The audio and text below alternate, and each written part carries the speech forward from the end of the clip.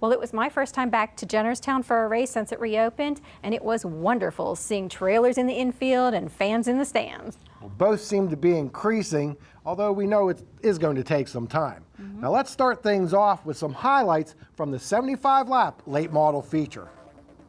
The 98 of Neil Brown would start on the pole, but it would be Matt Sever in the 83 who would take the lead as they get up to speed.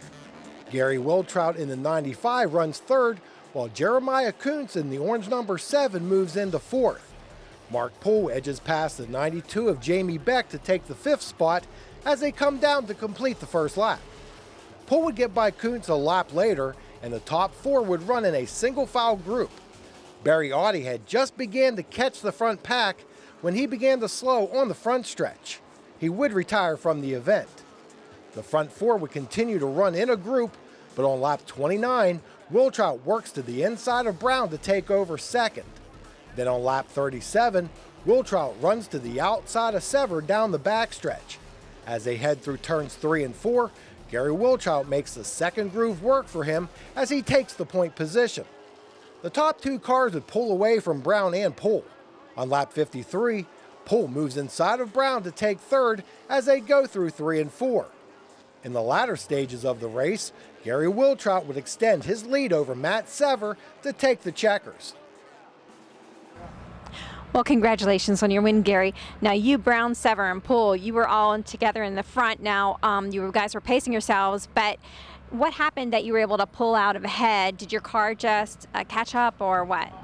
No, the car. The car did. The car really came on, and it was time to go. I seen Brown was getting a little bit tight, and I was just worried about Audie coming, and Poole was coming on, and I figured it was time to go. So, I got to give a lot of credit to my guys. The car was excellent tonight, so we'll be back, and hopefully it'll be good again.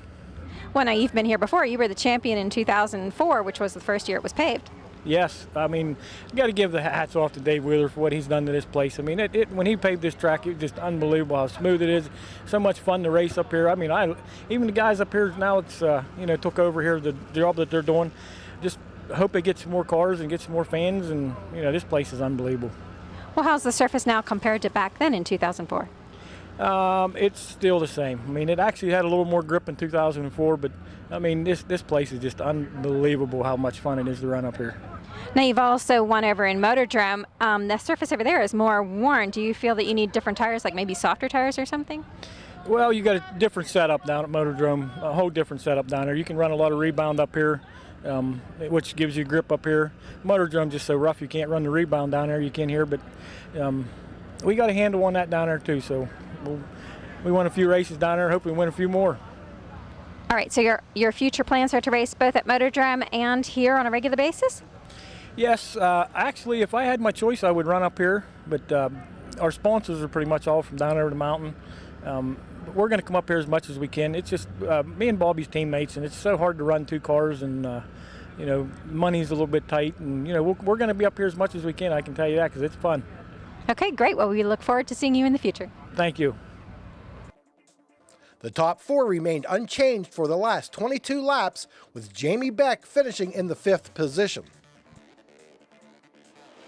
Lauren Butler in the 53 machine would lead the street stocks to the green for their feature event.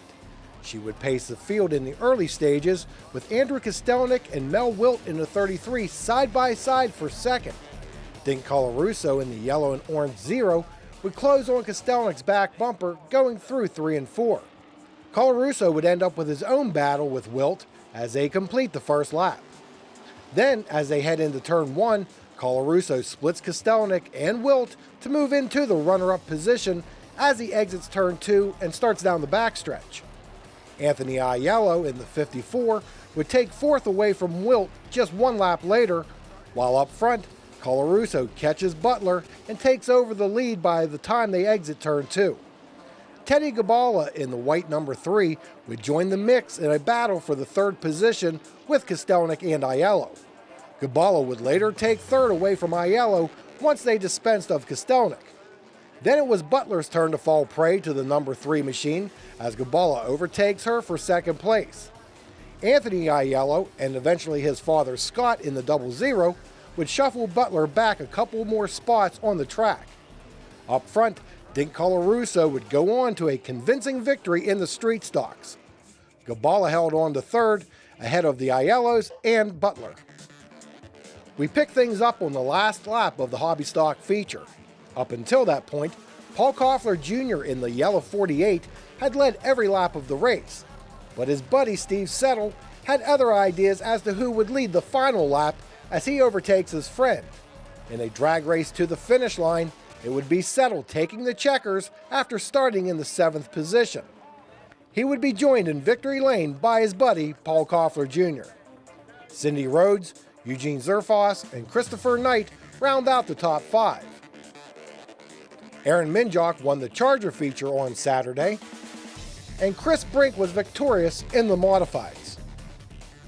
It's no big secret that asphalt racing in western Pennsylvania has been on the decline the last few seasons.